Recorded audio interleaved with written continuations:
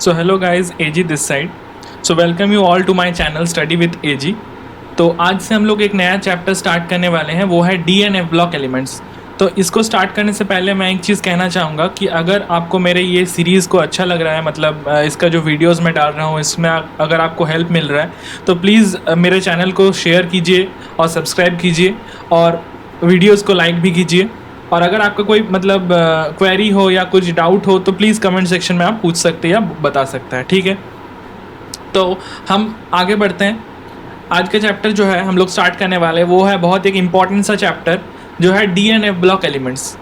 तो यहाँ पे हम लोग क्या देखेंगे, let's start. Okay, so the D block of the periodic table contains the elements of group 3 to 12 in which the D orbitals are progressively filled in each of the 4 long periods. The F block consists of elements in which 4f and 5f orbitals are progressively filled. मतलब F block में क्या है, F block में है 4f और 5f वाले जो orbitals हैं वो यहाँ पे filled होते हैं, ठीक है।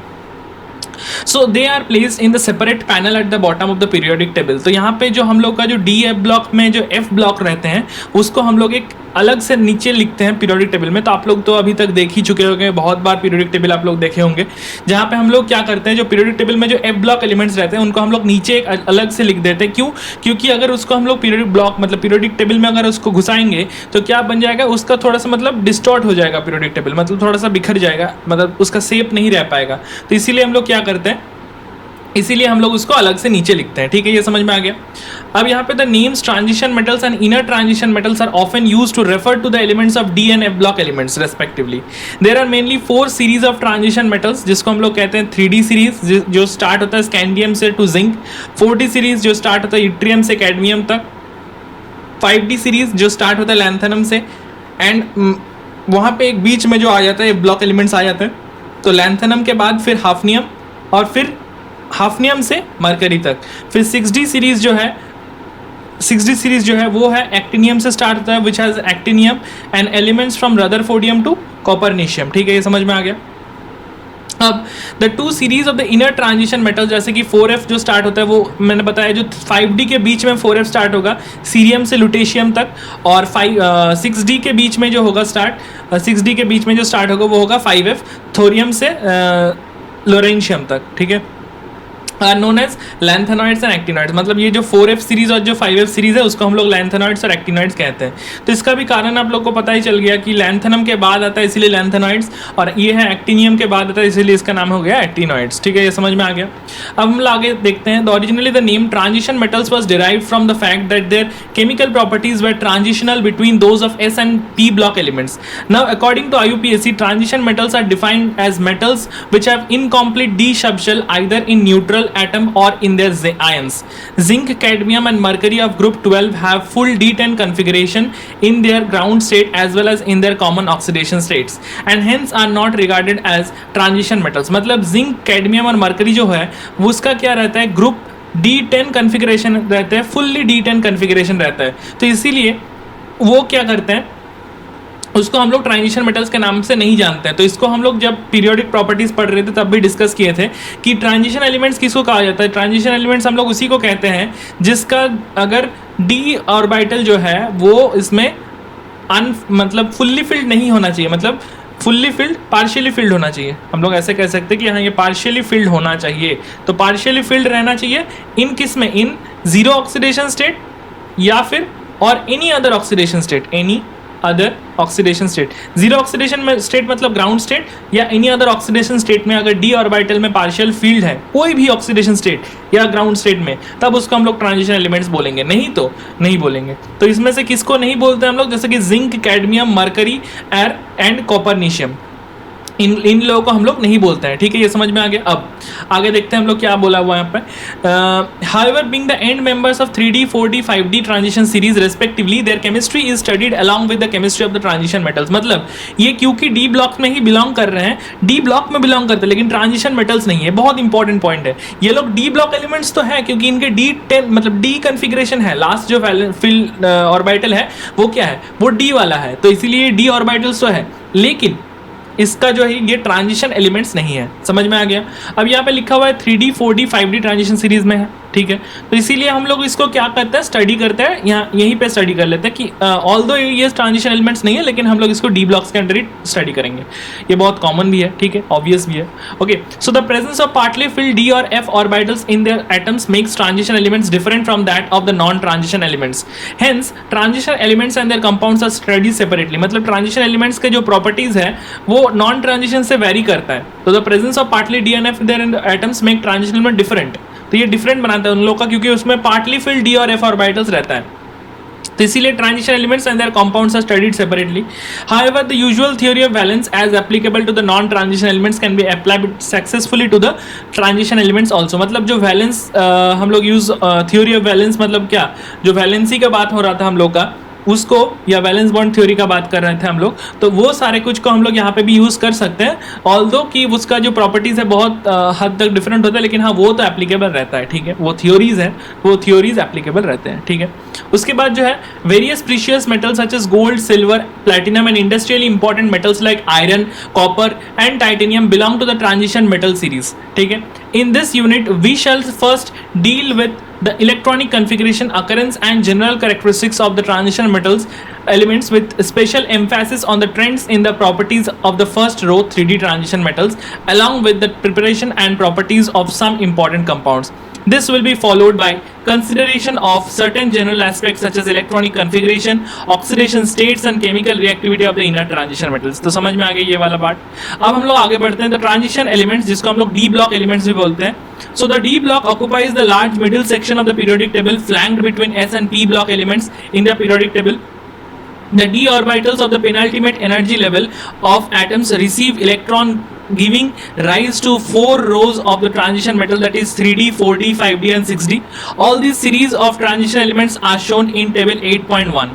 In general, the electronic configuration of outer orbitals of these elements is n-1 d 1 से 10, ns 1 से 2. ये बहुत इंपॉर्टेंट एक ये है, मतलब इसका जो कन्फिग्रेशन ये याद रखना है, n-1 d 1 से 10, ns 1 से 2। तो आप लोगों को ये जान के बहुत अच्छा लगेगा कि यहाँ पे NCERT ने जो नया इसका वर्जन है, मतलब जो 2022-23 का जो वर्जन है, इसमें इसको अपडेट कर दिया है।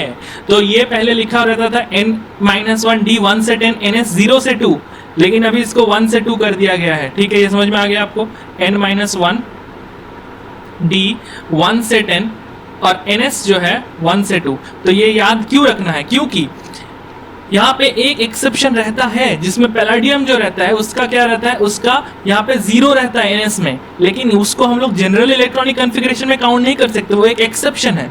उसको जनरल में क्यों रखें, तो इसीलिए इसका जो इलेक्ट्रॉनिक कन्फिग्रेशन रहेगा वो क्या रहेगा, इलेक्ट्रॉनिक कन्फिग्रेशन जो रहेगा वो n-1 d 1 से 10 और ns 1 से 2 होगा। ये समझ में आ गया, बहुत अच्छा बात है, ठीक है। फिर उसके बाद the n-1 stands for the inner d orbitals which may have 1 से 10 electron to the outermost ns orbitals which may have 1 or 2 electrons. However, this generalization have several exceptions because of very little energy. तो यहाँ पे बहुत important line start हो रहा है कि however this generalization has several exceptions because of very little difference energy difference between n-1 d and ns orbital। मतलब n-1 d और ns में बहुत कम डिफरेंस होने के कारण इसमें क्या होता है, बहुत सारे मतलब मिक्सिंग होते रहते हैं।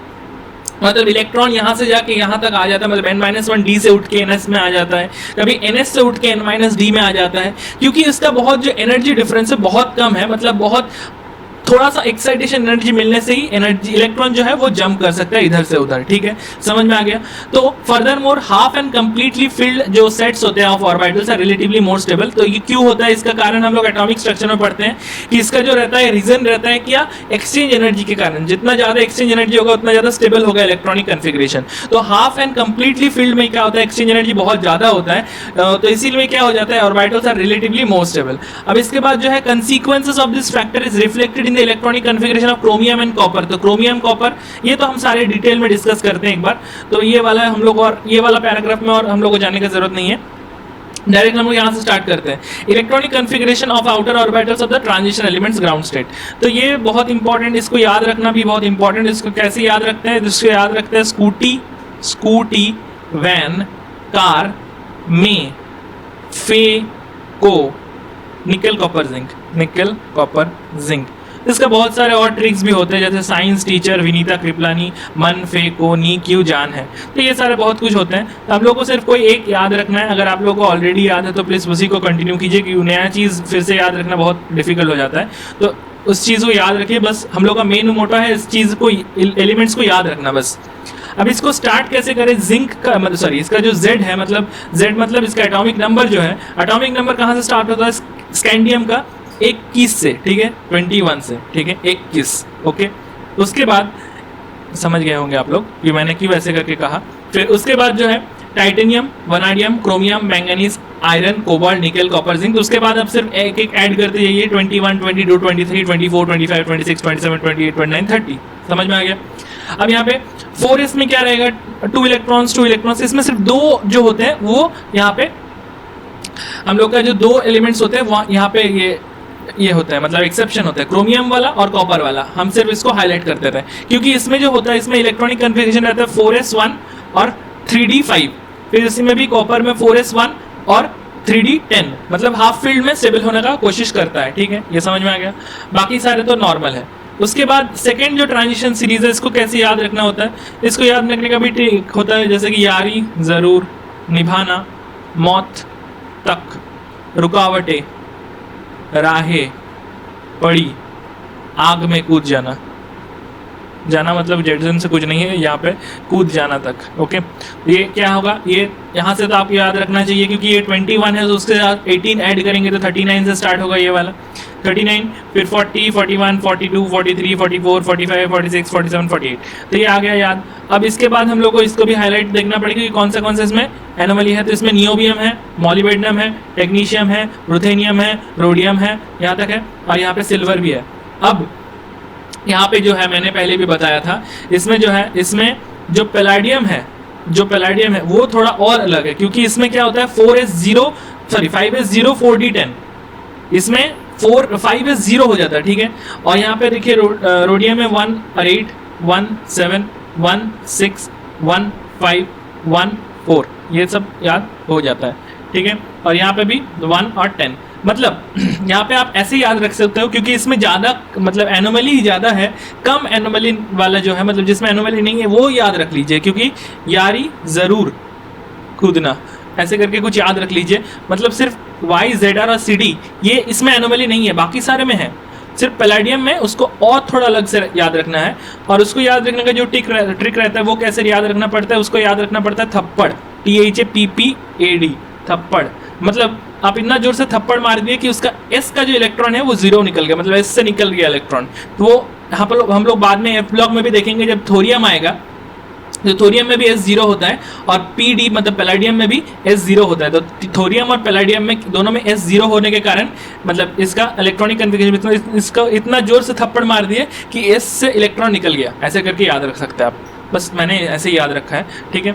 उसके बाद जो है, उसके बाद थर्ड सीरीज जो है उसको कैसे याद रखना है, ला, हफ, ता, वरना, रोएगा, इसको रोएगा ऐसे करके याद रहे, रोएगा ऐसे करके रोएगा, और ऑस्मियम को और ऐसे इधर उधर एक ही वर्ड है, इधर उधर, पिटाई और होगी, ऐसे करके याद रख सकते हैं आप।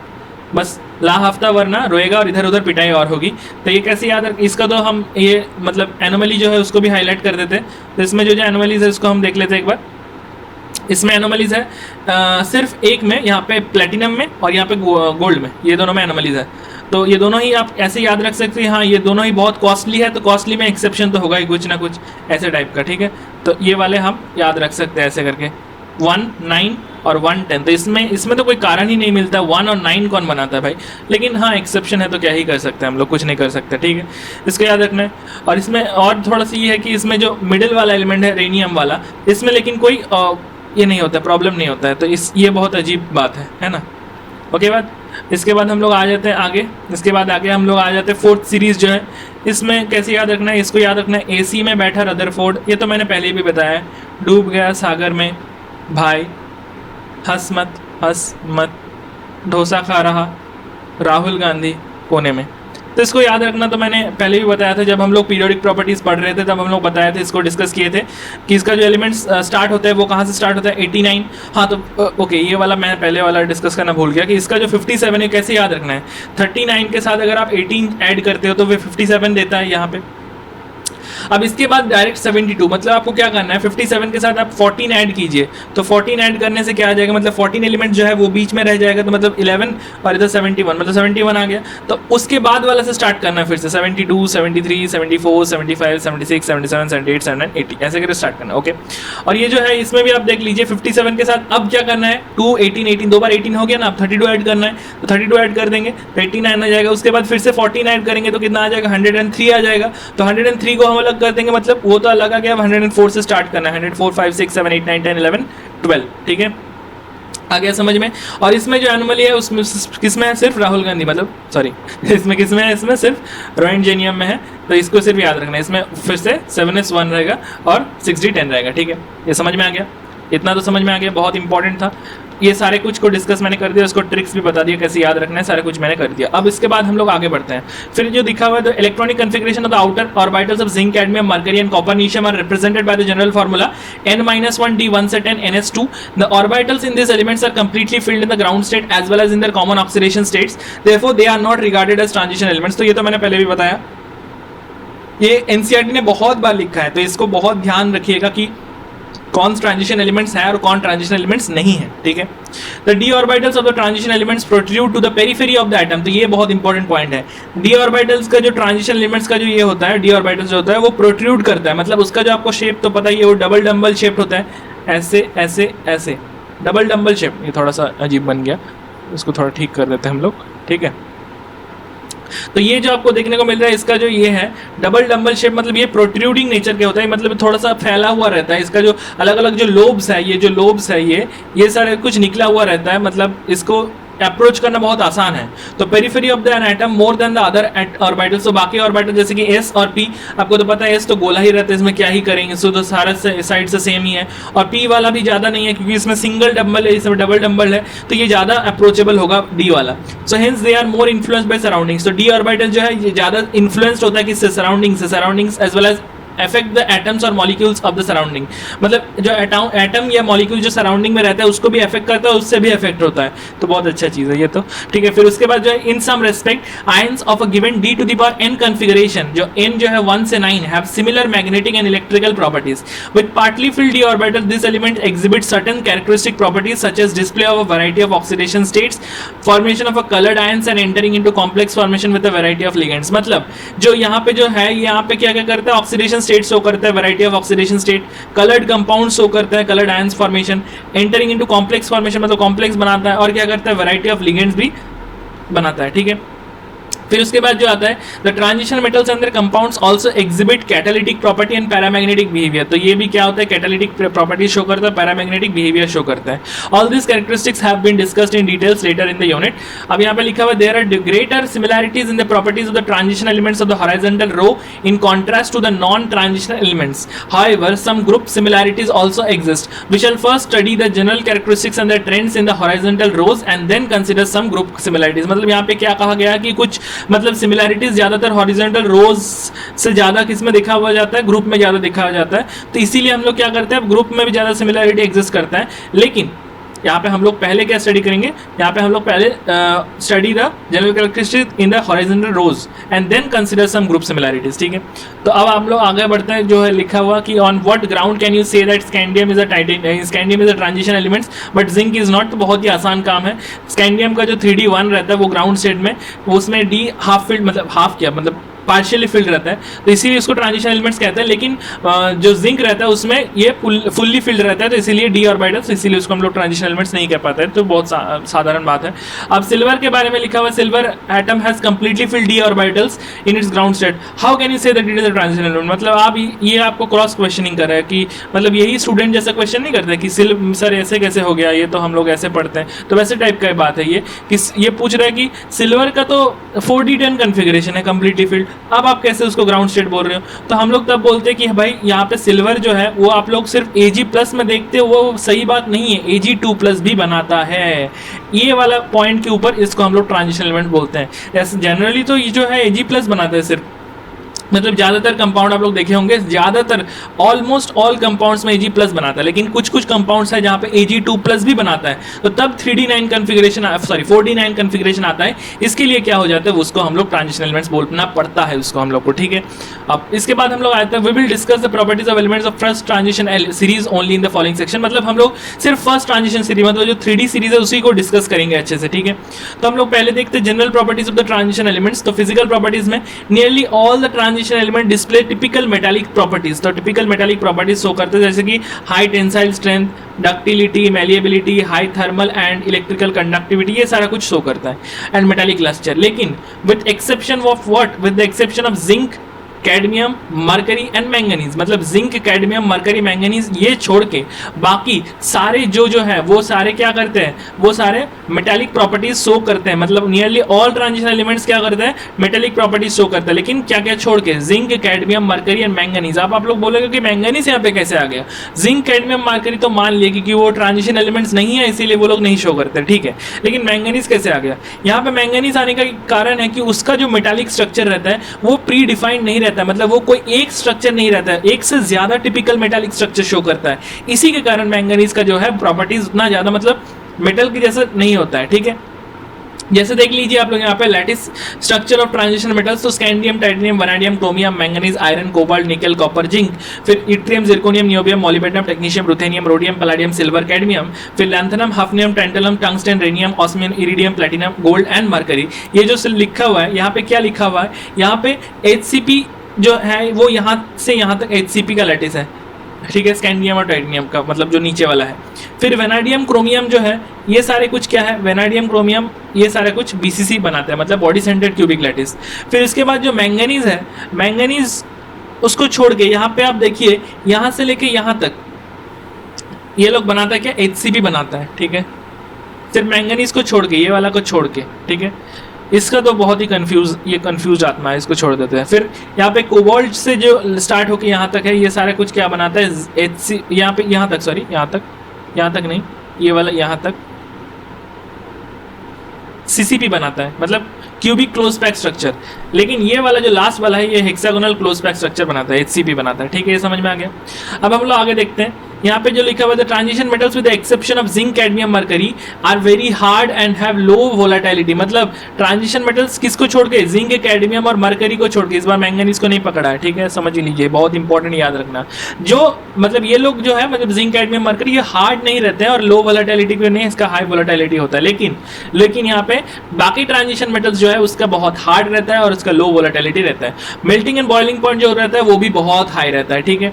अब 8.1 जो है, 8 पॉइंट फिगर, मतलब ये जो फिगर ये क्या डिपिक्ट कर रहा है, ये मेल्टिंग पॉइंट को डिपिक्ट कर रहा है, belonging to 3D, 4D and 5D series. The high melting point of these metals are attributed to the involvement. अब यहाँ पे देखते हैं, the high melting point of these metals are attributed to the involvement of greater number of electrons from n-1d in addition to the ns electrons in the interatomic metallic bonding. मतलब metallic bonding में जो electron चाहिए उसमें सिर्फ ns electron participate नहीं कर रहा है, n-1 से भी d इलेक्ट्रॉन आ रहे हैं जो पार्टिसिपेट कर रहे हैं मेटालिक बॉन्डिंग में। इसीलिए जितना ज्यादा n-1 से d इलेक्ट्रॉन आएगा उसमें कितना होगा, उससे ज्यादा बॉन्ड बनेगा, इंटरएटॉमिक जो मेटालिक बॉन्डिंग है ज्यादा स्ट्रांग बनेगा, इसीलिए उसका मेल्टिंग पॉइंट जो है वो भी ज्यादा हाई बनेगा, ठीक है। तो in any row the melting point of this metal rise to a maximum d5, क्योंकि d5 में क्या है, सबसे ज्यादा नंबर ऑफ इलेक्ट्रॉन्स है जो कि हम लोग को मिल सकता है, मतलब वो जो अनपेयर्ड रहते हैं। तो D5 में अनपेयर्ड रहते हैं except for anomalous values of magnesium and technetium. तो मैग्नीशियम और टेक्नीशियम को हम लोग छोड़ना पड़ेगा क्योंकि वो फिर से क्या होता है, एनोमली शो करता है। तो ये मैंगनीज हो गया और यहाँ पे टेक्नीशियम हो गया, ये क्या हो गया, ये एनोमली शो करते। लेकिन यहाँ पे टंगस्टन देखिए, सॉरी टंगस्टन नहीं, रेनियम एक्चुअली, बट ठीक है जो भी है, ये वाला आप देखिए कि ये वाला राइज में रहता है, ठीक है। So and fall regularly as atomic number increase, मतलब जितना बढ़ता है उतना कमते रहता है ये, ठीक है। So the maximum of they have high, sir यहाँ पे लिखा हुआ है they have high enthalpy of atomisation which are shown in figure T 8.2, बाद में लिखा हुआ है वो, बाद में फिगर फिर से देखते हैं हम लोग.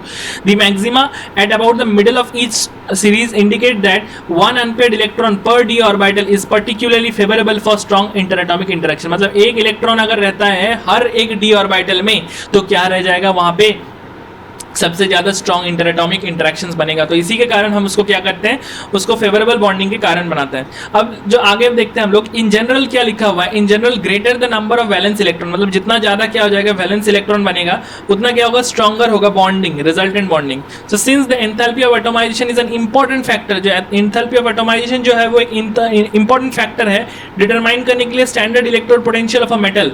तो इसीलिए क्या लिखते हैं हम लोग, जो मेटल्स है with a very high enthalpy of atomisation, जिसका मेटल जिसका एंथैल्पी ऑफ एटोमाइजेशन बहुत ज्यादा हाई है, वो मतलब उसका बॉइलिंग पॉइंट बहुत ज्यादा हाई है, वो क्या हो जाता है, नोबेल हो जाता है रिएक्शंस में. मतलब उसका जो इलेक्ट्रोड पोटेंशियल्स का वैल्यू होता है वो मतलब बहुत हाई होता है, मतलब वो नोबेल हो जाता है, वो ज्यादातर रिएक्ट नहीं करता है. ठीक है, ये समझ में आना चाहिए. मतलब हम लोग अभी तक क्या डिस्कस किए हैं, हम एक बार सम अप कर देते हैं. हम लोग क्या डिस्कस किए, पहली बात तो जो मेल्टिंग पॉइंट का डिस्कशन किए, वहां पे हम लोग बोले कि जो मेल्टिंग पॉइंट्स में है उसमें ns इलेक्ट्रॉन को छोड़ के n-1 d इलेक्ट्रॉन्स भी पार्टिसिपेट अगर करता है बॉन्डिंग में तो उसका स्ट्रॉन्ग बॉन्डिंग बनता है. अगर उसमें ज्यादा number of n-1 d electrons आते हैं तो स्ट्रॉन्ग बॉन्डिंग बनता है, वो मेटालिक बॉन्डिंग होता है, मेटालिक बॉन्डिंग स्ट्रॉन्ग होता है. ये समझ में आ गया हम लोग को. अब इसके बाद हम लोग जो आगे, इसके बाद हम लोग आ गए मेल्टिंग पॉइंट्स, तो हम लोग यहाँ तक हो गया.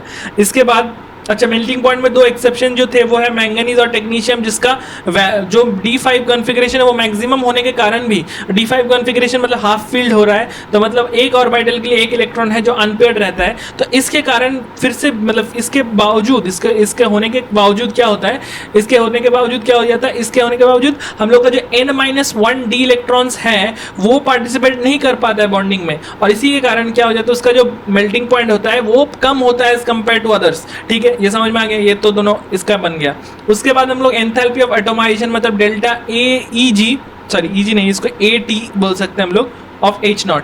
इसका जो ट्रेंड देख रहे थे, इसका ट्रेंड भी वही देख रहे थे, जो मिडिल वाला होना चाहिए उसका ज्यादा होना चाहिए, क्योंकि इंटरेक्शन ज्यादा होता है. और हम लोग और एक चीज यहाँ से डिसाइफर कर पाए जो है कि उसका अगर हाई एंथैल्पी ऑफ एटोमाइजेशन है, मतलब एंथैल्पी ऑफ एटोमाइजेशन है उसका हाई है, तो इसका मतलब क्या है, वो नोबेल हो जाएगा रिएक्शन में, नोबेल हो जाएगा, मतलब उसका जो इलेक्ट्रोड पोटेंशियल है उसका बहुत ज्यादा हो जाएगा, तो इसीलिए वो रिएक्ट नहीं करना चाहेगा. तो ये समझ में आ गया.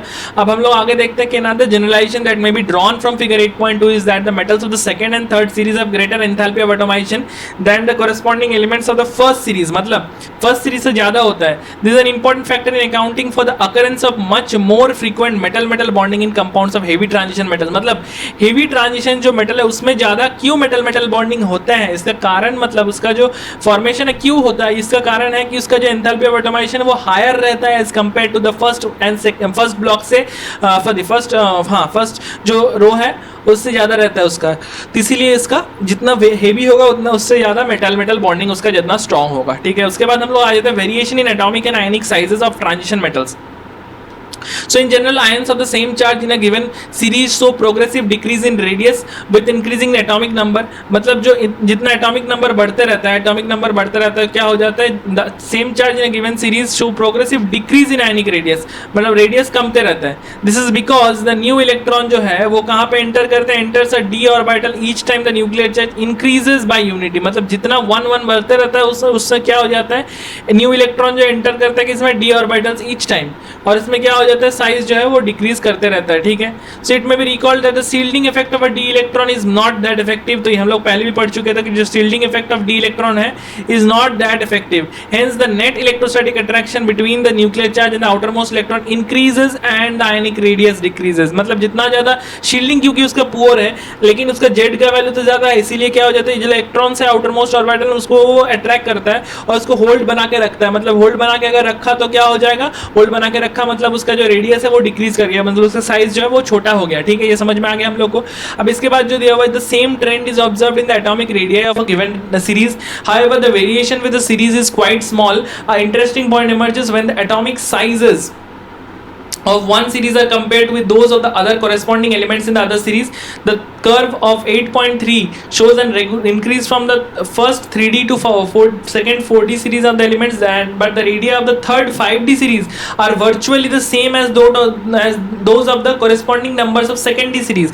मतलब second D series का जो size रहता है और जो थर्ड मतलब जो 5D series second D नहीं सॉरी यहाँ पे जो सेकंड वाला जो सीरीज रहता है मतलब जो हम लोग का 4D सीरीज रहता है और जो 5D सीरीज रहता है उसमें बहुत ज़्यादा सिमिलैरिटीज रहता है साइज में, ठीक है। क्योंकि this phenomena is associated with the intervention of the 4f orbital, मतलब बीच में क्या आ जाता है 4f ऑर्बिटल आ जाता है।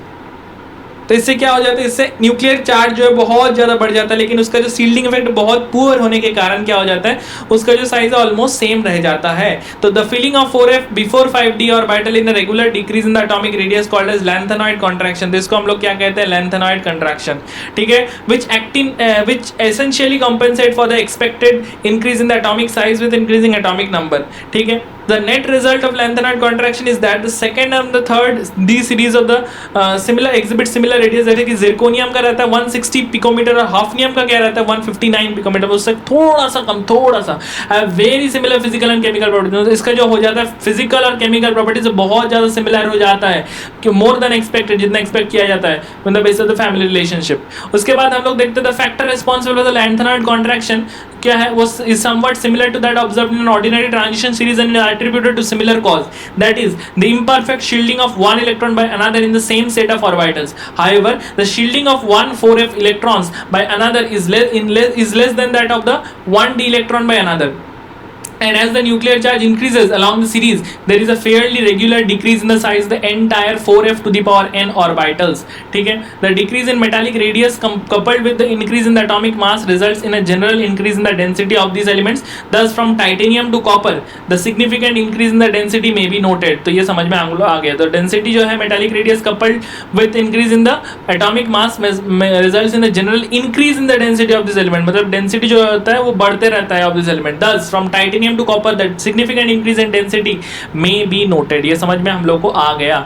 अब इसके बाद जो ये टेबल दिया हुआ है ये आप लोग के लिए होमवर्क रहेगा, आप लोग इस टेबल को एक बार अच्छे से मतलब देखिएगा, क्योंकि यहाँ पे जो प्रॉपर्टीज है उसको आपको याद नहीं रखना है, मतलब इसका जो वैल्यूज है आपको याद नहीं रखना है, बस आपको ट्रेंड्स याद रखना है। तो मैंने ऑलमोस्ट सारे कुछ ही डिस्कस कर दिए, जैसे कि आपको सिर्फ अभी इसके बाद हम लोग फिर से करेंगे, कुछ पार्ट्स और बचा हुआ है यहाँ पे। तो हम लोग एटॉमिक नंबर ये डिस्कस कर चुके हैं, यहाँ से इलेक्ट्रॉनिक कन्फिग्रेशन आप निकाल सकते हो। फिर एंथैल्पी ऑफ एटोमाइजेशन जो है वो भी हम लोग देख चुके हैं कि जितना जाते हैं इतना यहाँ पे होता है, यहाँ पे थोड़ा एनोमली आता है, फिर ये एनोमली कम हो जाता है, फिर कम हो जाता है। तो ये एंथैल्पी ऑफ एटोमाइजेशन वाला तो टेबल हम लोग देखें, वहाँ पे वो टेबल से याद रखने की कोशिश कीजिए। फिर आयनाइजेशन एंथैल्पी जो है उसका भी हम लोग देख चुके हैं, ये वाला पार्ट। फिर जो मेटालिक आयनिक रेडिया ये भी देख चुके हैं। स्टैंडर्ड एंथैल्पी, इलेक्ट्रोड पोटेंशियल वो देखेंगे अभी हम लोग, और डेंसिटी देख चुके हैं। अब why do the transition elements exhibit higher enthalpy of atomisation, इसको याद रखना, because of the large number of unpaired electrons in their atoms they have stronger interatomic interactions and hence क्या हो जाता है, hence stronger bonding between atoms resulting in higher enthalpy of atomisation. मतलब enthalpy of atomisation जो क्या हो जाता है वो बहुत ज़्यादा हाई हो जाता है। ये समझ में हम लोग को आ गया। अब हम लोग देखते हैं यहाँ पे आ जाता है नेक्स्ट जो है वो in the series scandium to zinc the enthalpy of atomisation of zinc is the lowest, that is 126 kilojoule per mole. Y? तो ये हम लोग को पता है क्योंकि उसका जो एंथैल्पी ऑफ एटोमाइजेशन है वो जिंक का कम क्यों होता है, क्योंकि उसमें 4 जो 3D है वो फुल्ली फिल्ड रहता है, ठीक है। तो ये तो सबसे बहुत ही आसान क्वेश्चन है, ये तो सारे कुछ क्वेश्चन हम लोग को समझ में आ गया। फिर हम लोग आयनाइजेशन एंथैल्पीज जो है ये देखते हैं। There is an increase in the ionization enthalpy along each series of the transition elements from left to right due to the increase in nuclear charge which accompanies the filling of the inner d orbitals. Table 8.2 gives the values of the first three ionization enthalpies of the first series of the transition elements. These values shows that the successive enthalpies of these elements do not increase as steeply as in the case of a non-transition elements. The variation in ionization enthalpy along a series of transition elements is much less in comparison to the variation along a period of non-transition elements. मतलब यहाँ पे क्या लिखा हुआ है, यहाँ पे लिखा हुआ है the variation in ionization enthalpy, मतलब ionization enthalpy जो variation आ रहा है along a series of transition elements वो much less होता है, मतलब बहुत कम होता है as in comparison to the variation along a period, मतलब period में जो non-transition elements में variation आता है उससे बहुत ज़्यादा कम होता है। समझ में आ गया। अब इसके बाद हम लोग आते हैं the first ionisation enthalpies in general increases, मतलब फर्स्ट आयनाइजेशन एंथैल्पी जो है जनरली क्या होता है, इंक्रीज होता है, but the magnitude of the increase in the second and the third ionisation enthalpy for the successive element is much higher than along a series. Okay, the irregular trend in the first ionization enthalpy of the metals of the 3D series, though of little chemical significance, can be accounted for by considering that the removal of one electron alters the relative energies of 4s and 3D orbitals. You have learned that when d block elements forms ions, ns electrons are lost before n-1 d electrons. As we move along this period in the 3D series, we see that nuclear charge increases from scandium to zinc, but electrons are added to the orbitals of inner subshell. तो यहाँ पे जो दिया हुआ है, क्या दिया हुआ है कि as we move along the period in 3D series क्या दिया हुआ है, we see that nuclear charge तो बढ़ते रहता है लेकिन स्कैंडियम से जिंक में, बट इलेक्ट्रॉन्स जो होता है वो किस में ऐड होते हैं, इनर सबशेल में ऐड होते हैं, जैसे कि 3D सबशेल. लेकिन इस 3D इलेक्ट्रॉन जो शील्ड करते हैं वो 4s इलेक्ट्रॉन को from increasing nuclear charge somewhat more effectively than the outer shell electrons can shield one another. तो मतलब जो 3D इलेक्ट्रॉन है वो शील्ड करते हैं 4s इलेक्ट्रॉन को from the increasing nuclear charge से समवट मोर इफेक्टिवली, किससे ज्यादा करता है ये, than the outer shell electrons can shield one another, मतलब एक दूसरे को जितना ज्यादा शील्ड करता है उससे ज्यादा कर सकता है 3D वाला. Therefore, the atomic radii decreases less rapidly, मतलब जो एटॉमिक रेडिया होता है वो क्या होता है, लेस रैपिडली डिक्रीज करता है इसके कारण. ठीक है, thus ionisation energies increases only slightly along the 3D series, मतलब जो आयनाइजेशन एनर्जी होता है वो क्या होता है, इंक्रीज करता है लेकिन बहुत कम, बहुत स्लाइटली इंक्रीज करता है 3D सीरीज में. द डबली और more highly charged ions have d to the power n configuration with no 4s electron. A general trend of increasing values of second ionization enthalpy is expected as the effective nuclear charge increases, because one d electron does not shield another electron from the influence of nuclear charge, because d orbitals differs in direction, मतलब एक जो orbitals रहता है वो दूसरे को नहीं करता है शील्ड, बिकॉज वो सारे का डायरेक्शन जो होता है अलग अलग होता है, क्योंकि d ऑर्बिटल्स का डायरेक्शन अलग अलग हो सकता है. However, the trend of steady increase in second and third ionization enthalpies break for the formation of Mn2+ and Fe3+ respectively. In both the case, ions have d5 configuration. Similar breaks occurs at corresponding elements in later transition series. तो ये बहुत important है, क्योंकि जो fully field और जो half field होता है उसका स्टेबिलिटी के कारण ये सारा कुछ होता है, क्योंकि उसका जो d5 कॉन्फ़िगरेशन है तो इसमें क्या हो जाता है, वो स्टेबल हो जाता है, तो इसीलिए उसका जो आयनाइजेशन एंथैल्पी अब बढ़ जाता है. ठीक है, स्टेडी इंक्रीज हो जाता है. ठीक है, अब स्टेडी इंक्रीज नहीं होता, क्योंकि जो सेकंड आयनाइजेशन एंथैल्पी उसमें क्या हो जाता है, 4s से 2 इलेक्ट्रॉन निकलता है. मैं एक बार सिर्फ इसका आइडिया लेके बताता हूँ. तो Mn2+ जैसे कि, ठीक है, Mn2+ में क्या होता है, इसमें 4s2 होता है, 3d5 होता है. सॉरी, Mn2+ नहीं लिखते हैं, पहले Mn से स्टडी करते हैं, फिर उसके बाद Mn2+ लिखेंगे. इसका जो होता है ये ऐसा होता है. अब यहाँ पे अगर हम लोग को एक इलेक्ट्रॉन निकालना होगा तो कैसे निकालेंगे, 4s1 निकालेंगे और 3d5 ही रह जाएगा. अब इसके बाद अगर हम लोग को और एक इलेक्ट्रॉन निकाल मतलब +2 करना है तो क्या आ जाएगा, 4s0 आ जाएगा और 3d5 आ जाएगा. मतलब अब तो ये फुल्ली फील्ड हो गया ना, मतलब सॉरी हाफ फील्ड हो गया, मतलब ये ज़्यादा स्टेबल हो गया. अब तो ये स्टेबल हो गया तो इसके कारण क्या हो गया, Mn2+ निकालना बहुत आसान बन गया, मतलब उसका जो आयनाइजेशन एंथैल्पी वो कम हो जाएगा. ठीक है, समझ में आ गया. अब the interpretation of a variation in ionization enthalpy for an electronic configuration d to the power n is as follows. The three terms responsible for the value of ionization enthalpies are attraction of each electron towards nucleus, repulsion between the electrons और क्या, exchange energy. तो ये तीन जो है ये properties है जो आयनाइजेशन एंथैल्पीज को अफेक्ट करता है, 1, 2 और 3. ये सारा आपको याद रखना है.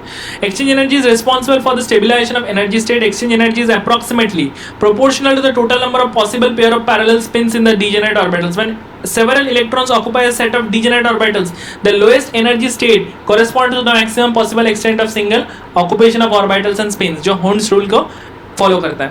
The loss of exchange energy increase the stability, मतलब जितना एक्सचेंज एनर्जी में लॉस होगा उसमें क्या होगा, स्टेबिलिटी उतना बढ़ेगा. As the stability increases the ionization becomes more difficult. There is no loss of exchange energy at d6 configuration. Mn+ has 3d5 4s1 configuration and chromium plus configuration of chromium plus is d5 configuration. Therefore ionization enthalpy of Mn+ is lower than that of Cr+. तो ये सारा कुछ आप लोग समझ सकते हैं. ये वाला पार्ट जो है वो बहुत ही इजी पार्ट है. Fe2+ में has d6 configuration, Mn2+ जो है 3d5 है, तो hence Fe2+ का जो ionization enthalpy वो लोअर होगा किससे, Mn2+ से. So in other words we can say the third ionization enthalpy of Fe is lower than that of the Mn. ये समझ में आ गया. अब the lowest common common oxidation state of these metal is +2. To form M2 plus ions from the gaseous atoms, the sum of the first and the second ionization enthalpy is required in addition to the enthalpy of atomization. तो यहाँ पे first और second ionization enthalpy भी चाहिए in addition to the enthalpy of atomization, and the enthalpy of atomization भी चाहिए. The dominant term is the second ionization enthalpy. मतलब इसमें क्या dominant term है? Second ionization enthalpy, which shows usually high values for chromium, copper, where M plus ions have D5 and D10 configuration respectively. The value of zinc is correspondingly lower as the ionization causes the removal of one 4s electron, which results in the formation of a stable D10 configuration. The trend in the third ionization enthalpy is not complicated by the 4s orbital factor and shows the greater difficulty of removing an electron from the D5, जैसे कि Mn2 plus and D10 जैसे कि Zinc 2 plus ions. In general, the third ionization enthalpies are quite high. Also, the high values for third ionization enthalpies of copper, nickel and zinc indicate why it is difficult to obtain oxidation state greater than 2 for these elements. तो ये समझ में आ गया? Although ionization enthalpies give some guidance concerning the relative stability of oxidation state, this problem is very complex and not amenable to ready generalization. मतलब generalize नहीं कर सकते, बहुत सारे इसमें exceptions आते हैं, बहुत सारे इसमें distortion आते हैं properties में, तो इसके कारण इसको हम लोग generalize नहीं कर सकते हैं.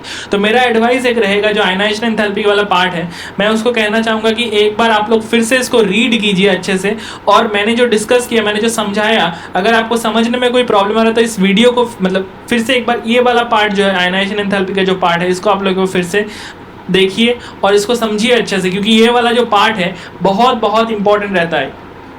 यहाँ से बहुत सारे क्वेश्चंस भी आ सकते हैं और एमसीक्यू बहुत सारे बन सकते हैं. तो इसमें जैसे कि आयनाइजेशन एंथैल्पी का अगर ऑर्डर सजाने दे दिया, किसका ऑर्डर ऐसे होगा, मतलब ऑर्डर कौन सा होगा, ऐसे टाइप का क्वेश्चन आ सकता है. उसमें आप लोगों को सारे कुछ का इलेक्ट्रॉनिक कन्फिग्रेशन लिखना होगा, उसमें से देखना होगा कि इलेक्ट्रॉन निकाल के कि कौन सा स्टेबल बन रहा है, उसका एक्सचेंज एनर्जी का फैक्टर या इलेक्ट्रॉन का जो रिपल्शन होगा या इलेक्ट्रॉन न्यूक्लियस का जो अट्रैक्शन होगा, ये सारा कुछ आपको फैक्टर जो थी फैक्टर्स हम लोग डिस्कस किए, ये सारे फैक्टर्स को आप लोग याद रखना है और इसको अच्छे से एकदम देखना है और अच्छे से इसको मतलब यूज करना पड़ेगा, ताकि हम लोग क्वेश्चंस को सही कर पाएं ऑर्डर निकालने में. तो ये सारे कुछ बहुत इंपॉर्टेंट पॉइंट्स हैं. तो मैं एक काम करता हूँ, जो ऑक्सीडेशन स्टेट से जो बाकी पार्ट है वो हम लोग नेक्स्ट जो पार्ट होगा वीडियो का उसमें कंटिन्यू करेंगे. तो मैं सोच रहा हूँ इस डी ब्लॉक को हम लोग 3 पार्ट या 4 पार्ट में ब्रेक कर लेंगे, क्योंकि इसका जो बहुत बड़ा पार्ट है और इसका जो थोड़ा सा मतलब डिफिकल्टी आता है समझने में. तो आपको एक काम करना है, क्या करना है, मेरा जो वीडियोस होगा ये आप देखिए और देखने के बाद क्या कीजिए, एक बार फिर से रीड कीजिए खुद से एनसीईआरटी से और अच्छे से इस वीडियोस को जो मतलब आप फॉलो कीजिए, क्योंकि इसका जो एक्सप्लेनेशन पार्ट है वो आपको थोड़ा सा मतलब उसको समझने में हेल्प करेगा. तो प्लीज़ मेरा मतलब वीडियोस अगर आपको अच्छा लग रहा है तो प्लीज़ ज़रूर से लाइक कीजिए, शेयर कीजिए और अपने दोस्तों के साथ शेयर कीजिए. हाँ, और सब्सक्राइब कीजिए इस चैनल को. और मेरा जो मतलब ये जो हम एनोट कर रहे हैं इसको मतलब पीडीएफ को, तो ये अगर आपको चाहिए होगा तो मतलब मेरा पीडीएफ मतलब हम डालते हैं मेरा टेलीग्राम ग्रुप में. तो टेलीग्राम ग्रुप का जो लिंक है वो मैं नीचे यहाँ पे बता दे रहा हूँ, वो है https://t.me/study-with-ag. तो यहाँ पे आप जाइए और ये वाला जो ग्रुप है इसमें ज्वाइन कीजिए. ज्वाइन करने के बाद आपको यहाँ पे क्या क्या फैसिलिटीज़ मिलेगा वो तो मैंने पहले भी बता चुका है. आपको यहाँ पे एनोटेटेड जो पीडीएफ है वो मिल जाएंगे एनसीईआरटी के, और आपको डाउट्स और डिस्कशन का फैसिलिटीज़ भी मिलेगा. और सबसे बड़ी बात है कि आप लोग यहाँ पे कोई भी पीडीएफ भी भेज सकते हैं. तो यहाँ तक हम लोग ये पार्ट को कंप्लीट करते हैं. नेक्स्ट पार्ट हम लोग करेंगे इसके बाद. तो थैंक यू.